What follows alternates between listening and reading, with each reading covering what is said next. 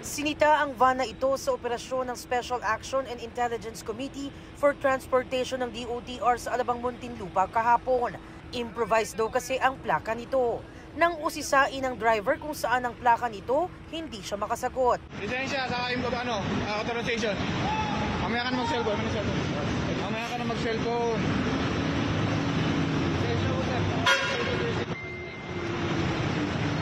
Samay ka?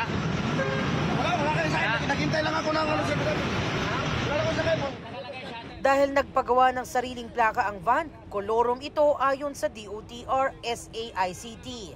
Lumalabas na ito rin pala ang van na nahuli nila noong January 8 sa Alabang din dahil sa pagiging kolorom. Kinumpiska noon ng lisensya ng driver at binaklas ang plaka nito. Sigurado ka sa sinasabi mo? Naisyuhan ito ng technical impound. Ibig sabihin, pinapayagan lang itong tumakbo sa kalye sa loob ng 24 oras mula nang mahuli ito para lang gumarahe at hindi na muli dapat pumasada hanggang matapos sa 3 buwang suspensyon. Pero hindi ito sumunod.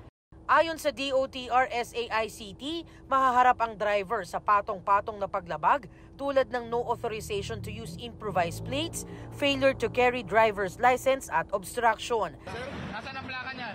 Sinusubukan pa namin kunin ang panig ng nahuling driver. Pero ang sabi ng driver sa DOTR SAICT, kailangan daw niyang kumita kaya ibiniyahe pa rin ang van. Nasa impounding area na ng Land Transportation Office ang sasakyan. Sa tala ng DOTR SAICT, nitong Pebrero, umabot na sa 62 kolorom vehicles ang nahuli.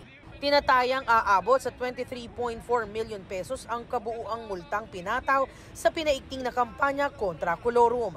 Para sa GMA Integrated News, Jamie Santos, nakatutok 24 oras.